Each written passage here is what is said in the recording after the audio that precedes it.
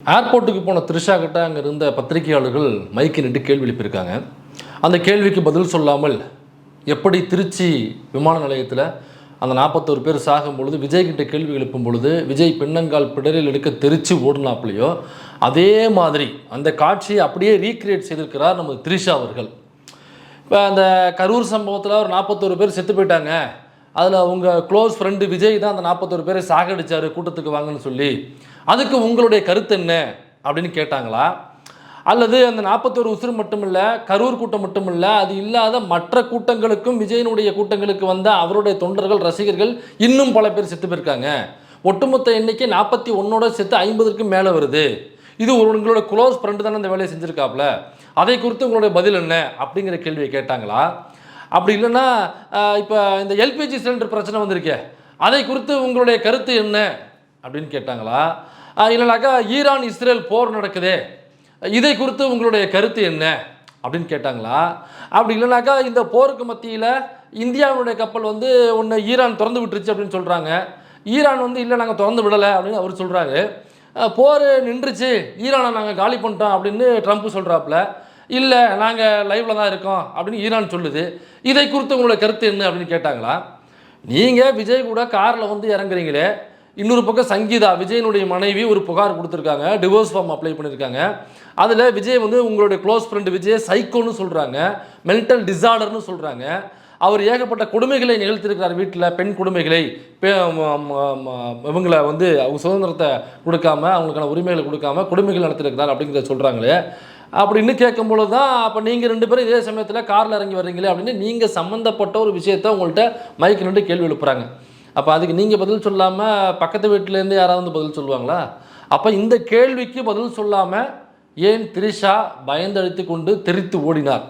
அப்போ இதற்கு பின்னாடி உள்ள அரசியல் என்ன, இதற்கு பிறகு என்ன நடக்க போகுது அப்படிங்கிறதான் இந்த வீடியோவில் நம்ம பார்க்க போகிறோம்.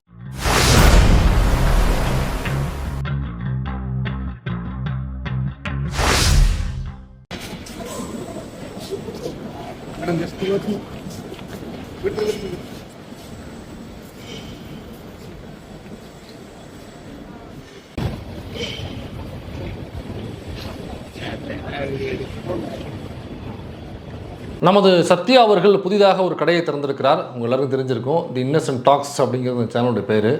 அந்த சேனலில் முழுமையாக இனிமேல் வீடியோ போடுவதற்கான வேலைகள் அவர் இயங்கினதுனால அதை விட்டுட்டு நம்ம யூடியூப் சேனலுக்கான நேரம் ஒதுக்க முடியாத சூழல். அதனால் சத்யாவை இனிமேல் தொடர்ந்து நீங்கள் பார்க்கணும் அப்படின்னாக்கா இந்த இன்னசென்ட் டாக்ஸ் சேனலில் சப்ஸ்கிரைப் பண்ணி வச்சுங்க. அவருடைய சேனல் லிங்க்கை நான் டிஸ்கிரிப்ஷனில் கொடுக்குறேன். இதுக்கப்புறம் அவரால் யூடியூப் வீடியோஸில் வீடியோ பண்ண முடியலையா அப்படிங்கிறது நமக்கு தெரியல. ஒருவேளை வராமல் கூட போகலாம் ஒரு சேனலுக்கு. எனக்கு அவர் முழுக்க அதில் கவனம் செலுத்துறதுனால இங்கே நேரம் செலுத்த முடியாத சூழல். அதனால் தொடர்ந்து பார்க்கணுன்னாக்க இன்னசென்ட் டாக்ஸ் டிஸ்கிரிப்ஷனில் லிங்க் இருக்குது, அதை நீங்கள் சப்ஸ்கிரைப் பண்ணி சத்யாவை தொடர்ந்து இன்னசென்ட் டாக்ஸில் நீங்கள் பார்க்கலாம். அப்போ இப்போ நம்ம விஷயத்துக்கு வந்துடுவோம், வீடியோவுக்கு வந்துடுவோம். இப்போ அந்த ஏர்போர்ட்டில் அவங்க இறங்கி போகும்பொழுது அதை கேள்வி எழுப்புறாங்க, நீங்களும் விஜயும் ஒரு காரில் இறங்கி வரீங்க ஒரு ஃபங்க்ஷனுக்கு, இது வந்து மிகப்பெரிய சர்ச்சையாக இருக்குது, இதை குறித்து உங்களுடைய கருத்து என்ன அப்படின்னு தான் கேட்குறாங்களே தவிர நீங்கள் 2 பேரும் அஃபேரில் இருந்ததாக பலரும் சொல்லிக் கொள்கிறார்களே, நீங்கள் அஃபேரில் தானே இருந்தீர்களா இல்லையா அப்படின்லாம் கேட்கல. நீங்கள் ஃப்ரெண்ட்ஷிப்னு சொல்கிறீங்க, ஆனால் சங்கீதா அவர்கள் வேறு மாதிரி சொல்கிறாங்க. அப்போ உண்மையிலேயே நீங்கள் ஃப்ரெண்ட்ஷிப் தானா, அல்லது சங்கீதா சொன்னது மாதிரி அந்த நடிகை அது நீங்களா அப்படின்னு அவங்க கேட்கல. இந்த மாதிரி விதண்டாவிதமான கேள்விகளையோ அல்லது உட்பொருள் வைத்து கொண்டோ அவங்க எந்த கேள்வியும் எழுப்பலை. நீங்கள் 2 பேரும் ஒரே காரில் இறங்கி வந்தீங்க, ஒரே மாதிரி காஸ்டியூம் போட்டு வந்தீங்க, அதனால் ஒரு சர்ச்சை ஆயிருக்கு. அந்த சர்ச்சைக்கு உங்களுடைய கருத்து என்ன, நீங்கள் சம்மந்தப்பட்ட ஒரு விஷயமா இருக்குது அப்படிங்கிறதுனால உங்ககிட்ட மைக்கு நின்று கேள்வி எழுப்புறாங்க. இதுக்கு ஆக்சுவலாக யார் பதில் சொல்லணுனாக்க விஜய் பதில் சொல்லணும் அல்லது த்ரிஷா அவர்கள் பதில் சொல்லணும். இப்போ இந்த விஷயத்துக்கு பதில் சொல்கிறதுக்கு பிஸ்மியை கூப்பிட்டு வந்து பதில் சொல்லுங்க நான் சொல்ல முடியும், அல்லது பைல்வான் ரங்கநாதை கூப்பிட்டு வந்து அண்ணே நீங்கள் சொல்லுங்கள், இப்போ அவங்க 2 பேருக்குள்ளே இருக்கிறது அஃபேரா அல்லது ஃப்ரெண்ட்ஷிப்பா, அல்லது இல்லைங்க அதையும் தாண்டி ஒரு புனிதமான ஒரு நட்புங்க அப்படின்ற மாதிரி எதனால் நட்பாக இருக்கிறதா அப்படின்னு பிஸ்மியையும் நம்ம பைல்வான் ரங்கநாதனை கூப்பிட்டு வச்சு பேட்டி எடுக்க முடியுமா? அப்படி ஒரு வேளை பேட்டி எடுத்தாக்கா அவங்க என்ன சொல்லுவாங்க, அவருக்கு இதுவும் உண்டு, எனக்கு தெரிந்தே சில பார்ட்டிகளில் அப்படின்னு ஒரு 1/2 மணி நேரம் அவருக்கு தெரியாத விஷயங்களை தெரிந்ததாக ஒரு குசிப்படுத்துவதற்காக அவர் பேசிக்கிட்டு இருப்பார். அதனால தான் சொல்கிறாங்க வெளியில் இந்த மாதிரி யாரும் பேசக்கூடாது அப்படிங்கிறதுக்காக அவங்ககிட்ட மைக்கு நிட்டுறாங்க. இப்போ உங்களுக்கு ஒரு கேள்வி வரலாம், இது பர்சனல் ப்ரோ, விஜய்க்கும் த்ரிஷாவுக்குமான பர்சனல், இந்த பர்சனல் குறித்து கேள்வி எழுப்புவதே முதல்ல தவறு, இந்த பர்சனல் குறித்து விவாதிப்பதே முதல்ல தவறு. அப்போ அந்த பர்சனலான விஷயங்கள் குறித்து மைக்கை நீட்டி மெயின் ஸ்ட்ரீம் மீடியா கேள்வி கேட்டாலுமே அது தவறு தான். ஒருவேளை அதையும் தாண்டி சர்ச்சையாக இருக்க கேள்வி எழுப்புறாங்க, எனக்கு பத்திரிகையாளர்களுக்கு அந்த கடமை இருக்கிறது அதனால் கேள்வி எழுப்புனாங்க அப்படின்னாக்கா அதை குறித்து பதில் சொல்லுவதோ சொல்லாமல் தவிர்ப்பதோ அது அவங்களுடைய விருப்பம். ஏன்னாக்கா அது பர்சனல். அவங்க பதில் சொல்லிட்டு போகலாம், அல்லது பதில் சொல்லாமலும் போகலாம், அல்லது பதில் சொன்னது மாதிரி சொல்லாமல் போகலாம். நன் ஆஃப் யுவர் பிஸ்னஸ் அப்படின்ட்டு சொல்லிட்டு போகலாம். ஏதோ ஒன்று சொல்லிட்டு போகலாம், சொல்லாமையும் போகலாம். அது அவங்களோட விருப்பம் இல்லையா ப்ரோ? பிகாஸ் அது அவங்களுடைய பர்சனல் லைஃப். பர்சனல் லைஃப்பை குறித்து கேள்வி எழுப்புனாக்கா சொல்லுவதும் சொல்லாமல் கடந்து போவதும் அவங்களோட வேலை இல்லையா? இது கேள்வி எழுப்புறது முதல்ல தவறு இல்லையா ப்ரோ அப்படின்னு நீங்கள் கேட்கலாம். நீங்கள் கேட்குறது சரிதான். அதனால தான் அவங்களோட விருப்பப்படி பதில் சொல்லாமல் போயிருக்காங்க. அதை போய் தோண்டி தோண்டி நீங்கள் ஏன் பதில் சொல்லலை, சொல்கிற பொறுப்பு உங்களுக்கு தானே இருக்குது, சொல்கிற கடமை உங்களுக்கு தானே இருக்குது அப்படின்னு யாரும் அவங்கள நாக்கு மேலே பல்லு போட்டு கேட்கவே முடியாது. அப்போ இந்த வீடியோ விழுந்து, அதாவது இறங்கி வெளியிலேருந்து உள்ளே வராங்க ஏர்போர்ட்டுக்குள்ளே, கேட்கும்போது விறுவிறுன்னு உள்ளே போகிறாங்க இல்லையா?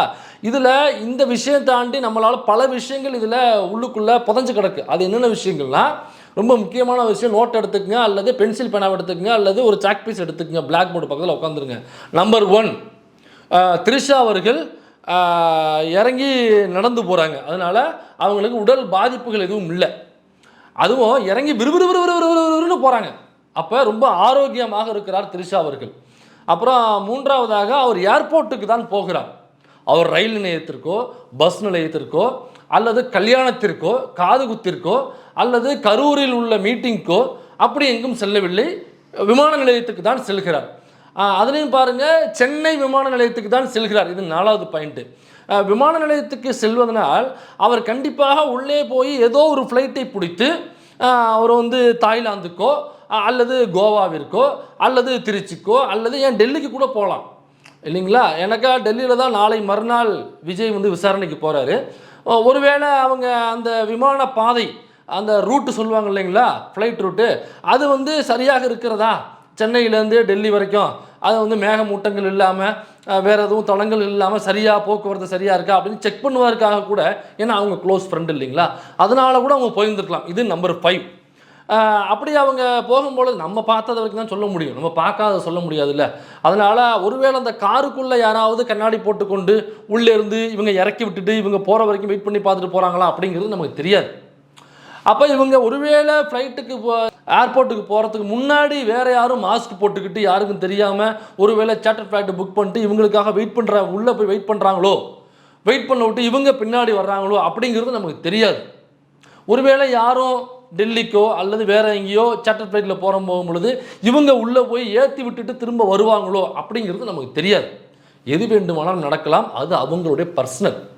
அப்போ இந்த விஷயத்துலேருந்து நம்மளால் இவ்வளவு விஷயங்களை புரிஞ்சிக்க முடியுது, இவ்வளவு ஜென்ரல் நாலேஜ் அதுக்குள்ளே இருக்குது. இருந்தாலும் அவங்க அந்த ஃபங்க்ஷனுக்கு ஏன் விஜயுடன் சேர்ந்து போனார்கள், அதுவும் சேம் காஸ்டியூம் போட்டு ஏன் சேர்ந்து போனார்கள் அப்படிங்கிறத நம்ம கேட்கக்கூடாது. ஏன்னாக்கா அது அவருடைய பர்சனல். இருந்தாலும் நம்ம கேட்போம், ஏன் போனீங்க சொல்லுங்கள், ஏன்டா இப்போ தான் பர்சனல்னு சொன்னால் அப்புறம் ஏன்டா கேட்போன்னு சொல்லிட்டு நீங்கள் கேட்குற அப்படின்னு நீங்கள் கேட்கலாம். ஏன்னா இதுக்குள்ளே வேற ஒரு விஷயம் இருக்குது. அது என்ன விஷயம்னாக்கா சங்கீதா அவர்கள் சம்மந்தப்பட்ட விஷயம். சங்கீதா யாருனாக்கா விஜயனுடைய மனைவி, உங்களுக்கே தெரியும். அவங்க ஒரு டிவோர்ஸ் அப்ளை பண்ணியிருக்காங்க. அந்த டிவோர்ஸில் அவங்க சொல்லும் பொழுது, டிவோர்ஸ் அப்ளை பண்ணுறதுக்கு முன்னாடியே அவர் ஒரு நடிகையுடன், அந்த நடிகையுடன் அவர் ஒரு ரிலேஷன்ஷிப்பில் இருந்தார். அந்த ரிலேஷன்ஷிப் எனக்கு தெரிஞ்சு போச்சு. அப்புறம் நான் சொல்லும் பொழுது, இல்லை நான் அந்த ரிலேஷன்ஷிப்பை இனிமேல் கண்டினியூ பண்ண மாட்டேன், நான் ஃபேமிலி கூடயே கண்டினியூ பண்ணுறேன் அப்படின்னு சொன்னதுனால ஓகே திருந்திடுவார் என்று நான் அந்த மன வாழ்க்கையை கண்டினியூ பண்ணேன்.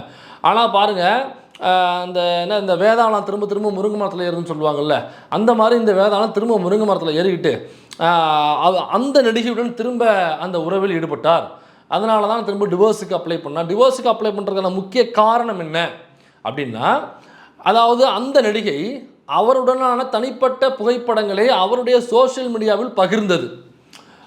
லிஃப்ட்டுக்குள்ளே இருந்து எடுத்த ஃபோட்டோவாக இருக்கலாம், அல்லது சார்ட்டர் ஃப்ளைட்டில் தனிப்பட்ட முறையில் அந்த நடிகையுடன் அவர் செல்லும் பொழுது எடுத்த ஃபோட்டோக்களாக இருக்கலாம். அப்போ சார்ட்டர் ஃப்ளைட்னாக்கா ஒரு தனி விமானம். அப்போ தனி விமானத்துக்குள்ளே அவர் அந்த தனியான விமானத்தை வாடகை எடுத்து அவர் பயணிப்பதற்காக, அங்கே பப்ளிக்ஸ் யாரும் இருக்க மாட்டாங்க, அவர் மட்டும்தான் அந்த ஃப்ளைட்டுக்குள்ளே இருப்பார். அவங்களுக்கு பரிமாறுவதற்கு அவங்களுக்கு தேவைப்பட்டால் ஒரு பணியாளரை அவங்க வச்சுப்பாங்க, அப்படி இல்லைனாக்கா அதுவும் இல்லை. அப்போ தனிப்பட்ட ஒரு விமானத்தில் அந்த நடிகையோடு போகும்பொழுது ஒரு ஃபோட்டோ எடுத்து போடுறாங்கனாக்கா, சார்ட்டர் ஃப்ளைட்டில் எதுக்கு இவங்க 2 பேரும் சேர்ந்து அப்படி என்ன ஷூட்டிங்கு போனாங்களா? ஷூட்டிங்கும் போகலை. அப்புறம் எப்படி சார்ட்டர் ஃப்ளைட்டில் ஏன் இவங்க 2 பேரும் சேர்ந்து போகிறாங்கன்ற கேள்வி சங்கீதா அவர்களுக்கு வந்திருக்கலாம். அப்படி சார்ட்டர் ஃப்ளைட்டில் எடுக்கப்பட்ட ஃபோட்டோ, அது மட்டும் இல்லாமல் அந்த நாய்க்குட்டியை தூக்கி கொஞ்சம் முள்ள எடுக்கப்பட்ட ஃபோட்டோ, இதே மாதிரி இன்னும் நிறைய ஃபோட்டோக்கள். இந்த ஃபோட்டோக்கள் வெளிவந்தது தான் என்னை வந்து மனது ரீதியாக ரொம்ப பாதித்தது. அப்புறம் கேட்கும்போது தான் வீட்டில் அவர் மென்டல் டிஸார்டர் ஆனது மாதிரி என்கிட்ட பிஹேவ் பண்ணார். அது மட்டும் இல்லாமல் ஒரு சைக்கோபாத்தாக அவர் செயல்பட்டார் வீட்டில். அப்புறம் ஃபிசிக்கல் அட்டாக் கூட மேபி நடந்திருக்குன்னு நினைக்கிறாங்க. சைக்கோன்னு அவங்க டிஃபைன் பண்ணுறாங்க, மென்டல் டிஸார்டர்னு அவங்க டிஃபைன் பண்ணுறாங்க. எனக்கான உரிமைகளை வீட்டுக்குள்ளே மறுத்தார், எனக்கான சுதந்திரத்தை வீட்டுக்குள்ளே மறுத்தார் அப்படின்னாக்கா புரிஞ்சுக்க முடியுது. அப்போது அது மென்டல் தான், இது ஒரு பைத்தியம் தான், இது வந்து அப்போ கண்டிப்பாக ஒரு சைக்கோ பேத் தான் அது அப்படிங்கிறது நம்மளால் புரிஞ்சிக்க முடியுது. அப்போ இதுக்கெல்லாம் காரணம் அந்த ஃபோட்டோ போடுவது அப்படின்னு சொல்கிறாங்க. அதனால தான் மைக்கு நிட்டு கேட்குறாங்க, அப்போ நீங்கள் 2 பேரும் கார்லேருந்து இறங்கி வரீங்களே, ஒருவேளை அவங்க சொல்கிற அந்த நடிகை நீங்கள் தானா? அப்போ இந்த சைக்கோதனமாக வீட்டில் நடப்பதற்கு காரணம் நீங்கள் தானா? கட்டின பொண்டாட்டியை வீட்டுக்குள்ளே அவங்களுக்கான உரிமையை சுதந்திரத்தையே அவர் மறுத்ததற்கு காரணம் நீங்கள் தானா? நீங்கள் ஃபோட்டோ தானா? அப்போ வீட்டுக்குள்ளேயே அவர் பெற்ற மகனாக இருக்கட்டும், அவர் பெற்ற மகளாக இருக்கட்டும், அந்த குடும்பத்துக்குள்ளே அவங்களும் தன் அப்பனை வெறுப்பதற்கு காரணமாக இருப்பது அந்த ஃபோட்டோன்னு சொல்கிறாங்க. அந்த ஃபோட்டோ நீங்கள் போட்ட ஃபோட்டோ தானா? அல்லது அந்த ஃபோட்டோவில் இருப்பது அந்த நடிகை நீங்கள் தானா? அப்போ அந்த ஒட்டுமொத்த குடும்பத்துக்குள்ளேயும் குழப்பத்தை உண்டு பண்ணது நீங்கள் தானா? அப்போ நீங்கள் தானா அந்த கார்லேருந்து ஒன்றாக இறங்கி வந்தது? அப்போ அதற்காகத்தான் ஒரே காஸ்டியூமை போட்டு இறங்கி வந்திருக்கலாம். யாருக்கு இதன் மூலமாக என்ன ஸ்டேட்மெண்ட்டை நீங்கள் சொல்ல விரும்புகிறீங்க? ஒரே ஒரு விஷயந்தான் அதில். அந்த ஃபோட்டோக்கள் போட்டதாக இருக்கட்டும், அல்லது அவங்க காரில் ஒன்றாக இறங்கி நடந்து வந்ததாக இருக்கட்டும், சேம் காஸ்டியூம் போட்டு வந்ததாக இருக்கட்டும், இதெல்லாம் ஒரே ஒரு விஷயம் தான் டிக்ளேர் பண்ணுறாங்க. இந்த ஒட்டுமொத்த விஷயத்துலையுமே இதில் டிக்ளேர் பண்ண விரும்புறது, ஆமாம் நீங்கள்லாம் பேசுகிறீங்கல்ல, அது ஆமாம் அப்படி தான். இப்போ என்ன பண்ணுங்கிறதுக்கு ஆமாம் அப்படிங்கிறதா ஒரே ஒரு விஷயமாக நமக்கு தெரிய வருது. அதையும் தாண்டி இல்லைங்க, நீங்கள் நினைக்கிறது மாதிரி இல்லை. இது வந்து ஒரு புனிதமான ஒரு நட்பு, ஒரு ஃப்ரெண்ட்ஷிப். ஏன்னாக்கா விஜயனுடைய ஃப்ரெண்டு ஸ்டீமன் அவர்களே ஒருத்தன் வந்து ஏன் இது ஃப்ரெண்ட்ஷிப்பாக இருக்கக்கூடாது அப்படின்னு சொல்லும் பொழுது அதை கிளாப் பண்ணி ஒரு ஈமோஜி போட்டாப்புல. அப்போ இது ஃப்ரெண்ட்ஷிப் அப்படின்னு அவர் டிக்ளேர் பண்ணுறாப்புல. யார்? நம்ம ஸ்டீமன் டிக்ளேர் பண்ணுறாப்புல. ஸ்டீமன் யாருனாக்கா விஜய்க்கு என்னென்னவெல்லாம் தேவையோ அதையெல்லாம் செய்து கொடுப்பவர் ஸ்டீமன். அப்படின்னாக்கா ஸ்டீமனுக்கு எல்லாம் தெரிஞ்சிருக்கும்ல. இப்போ இன்கேஸ் ஒருவேளை விஜய் இருக்கிற வீட்டில் கரண்ட் போயிருச்சு அப்படின்னாக்கா அவர் தான் விளக்கே பிடிப்பார். இன்கேஸ் ஏதாவது மொபைல் தொலைஞ்சு போச்சு அப்படின்னாக்கா மொபைலில் உள்ள லைட்டு தாங்க விளக்குங்கிறது தமிழில்.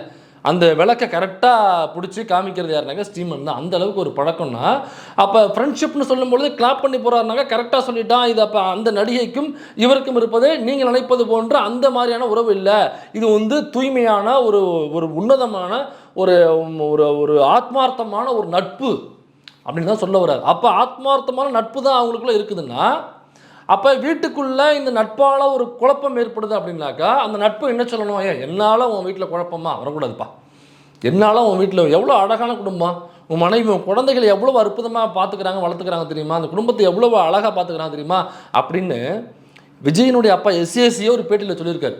அப்போ குடும்பத்தின் மீது முழு அக்கறை கொண்டவராக விஜய் இல்லை, விஜயனுடைய மனைவி தான் இருந்திருக்கிறார். அப்போ அந்த குடும்பத்தையே கட்டி காத்தவர் அந்த மனைவி தான். அப்போ அந்த அழகான கூட்டுக்குள்ளே நான் வந்து ஒரு குண்டு வச்சிடக்கூடாதுப்பா, என்னால் ஒரு பிரச்சனைனாக்கா நான் விலகிக்கிறேன். அதுதான்ப்பா உண்மையில் நட்புக்கு அது அழகு. மனைவி வந்து நம்ம நட்பு சந்தேகப்படுறாங்க அப்படிங்கிறது எனக்கு புரியுது. அப்படின்னா அந்த நட்பாக இருக்கக்கூடிய அந்த நடிகை என்ன பண்ணியிருந்துருக்கணும்? அப்போ அவங்க ஏற்கனவே நட்பை சந்தேகப்படுறாங்க அப்படின்னாக்கா நீங்கள் அந்த உங்கள் நண்பருடைய மனைவிக்கிட்ட பேசி அதை புரிய வச்சுருக்கணும். அப்படி இல்லைனாக்கா சரி விடுப்பா, அவங்க அப்படி தான் நினைக்கிறாங்க, நீ கரெக்டாக வீட்டுக்கு டயத்துக்கு போய்ட்டு ரொம்ப லேட்டெல்லாம் போகாத அப்படின்னு சொல்லி அந்த மாதிரி அவங்கள வச்சுருக்கணும். அது இல்லாமல் அந்த சமயத்தில் லிஃப்ட்டுக்குள்ளே ஒன்றா இருந்து ஃபோட்டோ எடுத்து போடுவது, அப்புறம் ஃப்ளைட்டுக்குள்ளே சார்ட்டர் ஃப்ளைட்டுக்குள்ளே ஒன்றாக இருந்து ஃபோட்டோ எடுத்து போடுவது, அதே மாதிரி மற்ற ஃபோட்டோக்கள் அவர் என்னுடன் தான் இருக்கிறார், நானும் அவரும் ஒன்றாகத்தான் இருக்கிறோம், நீங்கள் நினைக்கிறது மாதிரி அதுதான், அல்லது நீங்கள் என்ன வேணாலும் நினச்சிட்டு போங்க இதுதான் இப்படின்னு ஒரு நட்பாக இருக்கக்கூடியவங்க அந்த சொந்த அந்த அந்த நட்பாக பழகக்கூடியவனுடைய குடும்பத்துக்குள்ளே குழப்பத்தை ஏற்படுத்தக்கூடிய விஷயத்தை எப்படி செய்வாங்க? அண்ட் பாயிண்ட் நம்பர் 2, அண்ணன் பார்த்திபன் அவர்கள் ஒரு மேடையில் பேசும்பொழுது, கலாட்டாவாலில் பேசும்பொழுது அவர் வாய் தவறி ஒரு விஷயத்தை வழக்கமாக பேசுவது போன்ற அந்த வார்த்தை ஜாலங்களுக்காக சொல்லிட்டாப்புல, குந்தவை வீட்டில் கொஞ்சம் குந்த வச்சாக்கா எல்லாரும் நல்லா இருந்திருக்கும் அப்படின்னு சொல்லும்போது அது சர்ச்சையாகுது. அந்த வீடியோவை கட் பண்ண சொல்லிட்டாங்க. அதுக்கப்புறம் இங்கேருந்து எடுத்த யாரோ ஒரு முண்டைக்கலப்பை அந்த வீடியோவை போஸ்ட் பண்ணிடுது, ஃபோன்லேருந்து எடுத்த ஃபுட்டேஜாக அது வைரல் ஆகுது. அப்போ அதற்கப்புறமும் ஐயோ நாம் செஞ்ச தவறை நாம் திருத்திக்கிட்டோம், ஆனால் அந்த தவறு வந்து இப்போ எவனோ எடுத்து போட்டிருக்காங்க அப்படின்னு சொன்ன பார்த்திபன், ஒரு உணர்ந்த பார்த்திபன் அவர் ஆடியோ போட்டு மனமார்ந்த மன்னிப்பையும் கேட்டுக்கிறார். மனம் திறந்த மன்னிப்பையும் திரிஷா கிட்ட கேட்குறாங்க. அதுக்கப்புறம் என்ன பண்ண முடியும்? ஒரு மனுஷன் தெரியாமல் ஒரு தவறு செய்கிறான், அது தவறுன்னு உணர்றான், அந்த ஃபுட்டேஜை போடாதீங்க அது தவறு அப்படின்னு அவன்கிட்ட சொல்கிறான். திரும்ப அவருக்கே தெரியாமல் வித்தவுட் நாலேஜ் அந்த வீடியோ வந்து வைரல் ஆகுது. அதற்கப்புறம் அந்த மன்னிப்பும் கேட்குறாப்புல. அப்போ அது முடிஞ்சு போச்சுல்ல, தவளை உணர்ந்துட்டா மன்னிப்பு கேட்டார். அந்த மன்னிப்பு கேட்டதுக்கு அப்புறமும் அந்த விஷயத்தை பற்றி த்ரிஷா அவர்கள் பேசுகிறாங்கன்னா அப்போ திரும்ப லைம் லைட்லேயே வச்சுக்கிட்டு இருக்கணும் அப்படின்னு ஆசைப்பட்றாங்கன்னு அர்த்தம். அப்போ இது லைம் லைட்லேயே வச்சுட்டு இருக்கணும் அப்படிங்கிறதுக்காக தானே அவங்க இந்த பிரச்சனை வரும்பொழுது லிஃப்ட்டுக்குள்ளேருந்து ஃபோட்டோ போட்டு அவங்க வீட்டுக்குள்ளே லைம் லைட்டில் வச்சுருந்துருக்காங்க. அப்போ வீட்டுக்குள்ளே பிரச்சனை ஆகும்போது ஃப்ளைட்டுக்குள்ளேருந்து ஃபோட்டோ எடுத்து அவங்க வீட்டுக்குள்ளே விஜய் வீட்டுக்குள்ளே லைம் லைட்டில் வச்சுருந்துருக்காங்க. ஆனால் இதே மாதிரி பல இடங்களில் நாய்க்குட்டியை தூக்கி கொஞ்சம் ஃபோட்டோவாக இருக்கட்டும், மற்ற ஃபோட்டோக்களாக இருக்கட்டும், அதெல்லாம் ஏன் போட்டிருக்காங்கனாக்கா அந்த வீட்டுக்குள்ளே லைம் லைட்டில் இருக்கணும். அப்போ தான் அந்த வீட்டுக்குள்ளே பெரிய பூகம்பம் வெடிக்கும். அப்போ அதே மாதிரி தான் பார்த்திபன் அவர்கள் மன்னிப்பு கேட்டதுக்கு அப்புறம் அதை பற்றி ஏன் பேசுகிறாங்கனாக்கா இந்த லைம் லைட்லேயும் இருக்கணும், மீடியா லைம் லைட்லேயும். இப்போ மீடியா லைம் லைட்டில் இருந்தால் தான் இந்த விஷயம் இருக்கு இல்லைங்களா. எனக்கா அவங்க டிவோர்ஸ் கேட்குறாங்க அவங்க விஜயனுடைய மனைவி சங்கீதா, வேறு ஒன்றுமே கேட்கல. இவங்க நட்பாக இருக்கட்டும் அல்லது அஃபேராக இருக்கட்டும், வாட் எவர் இட் இஸ், அது கன்சென்ட்டோடு தான் நடக்குது எதுவாக இருந்தாலும். அப்படிங்கிற பட்சத்தில் எனக்கு டிவோர்ஸ் கொடுத்துட்டு நீ பழக வேண்டாம்னு நான் சொல்லவே இல்லை. நீ தாராளமாக கன்சர்னோட பழகிக்க, எனக்கு எந்த பிரச்சனையும் இல்லை. எனக்கு டிவோர்ஸ் கொடுத்துட்டு நீ பழகிக்கணும்னு கேட்குறாங்க.